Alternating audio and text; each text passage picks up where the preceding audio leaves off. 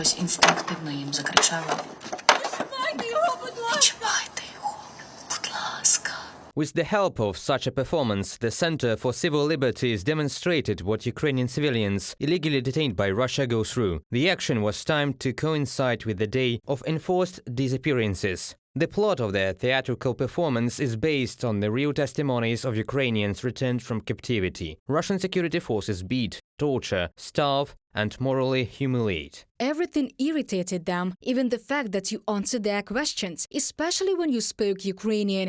Once when they broke my head, they smeared PVA glue on the wound. They were threats and psychological pressure with the words, "We will burn you alive."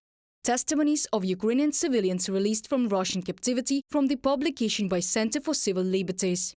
According to Ukrainian authorities, Russia is holding more than 25,000 civilians on trumped-up charges. These are mostly patriotic people, pro-Ukrainian activists, journalists, volunteers, local politicians and those who have had experience in military service. It doesn't matter if it was compulsory or contract. Why? Because these are people who, according to Russia, are dangerous because they can gather some kind of resistance around them, mobilize some part of society, and then the Federation just send them to prison. Ukrainians are kept in pre-trial detention centers, temporary detention centers, colonies, as well as in underground prisons, so-called cellars in Russia, and in the temporarily occupied territory. Human rights activists number about 150 such places. Some civilian hostages are held for years in Russia and they are given long prison terms for allegedly being spies for the Ukrainian army, whereas their fault is only that these Ukrainians remained in the temporarily occupied territory and supported Ukraine with their actions. We have a case when a person was convicted just for the words that it was better under Ukraine. Dmytro Lubinets, Human Rights Commissioner of the Verkhovna Rada of Ukraine, in the comments to Radio Liberty.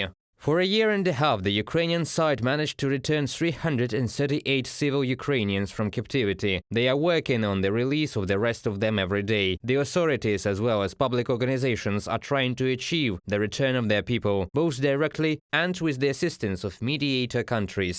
However, this process is complicated by the fact that international humanitarian law says nothing about civil prisoners. Russia, taking hostages, acting as a terrorist country, has created a new type of war crimes, human rights activists say. Therefore, when we talk about the exchange, which is described in the international humanitarian law, it primarily concerns prisoners of war, because according to the IHL, they believe that all civilians, of course, need to be released. But this is not about Russia, which is ready to violate not only the international humanitarian law, but also common sense and the normal logic of humane action. The kidnapping of Ukrainian citizens in temporarily occupied territories has become a familiar tactic for Russia to intimidate civilians. Also, the Russian occupiers replenish their exchange fund at the expense of civilians. Human rights activists emphasize that such actions are a gross violation of international law and human rights. Reported by Vasil Panasiuk, Pavlo Shtelmach, UATV News.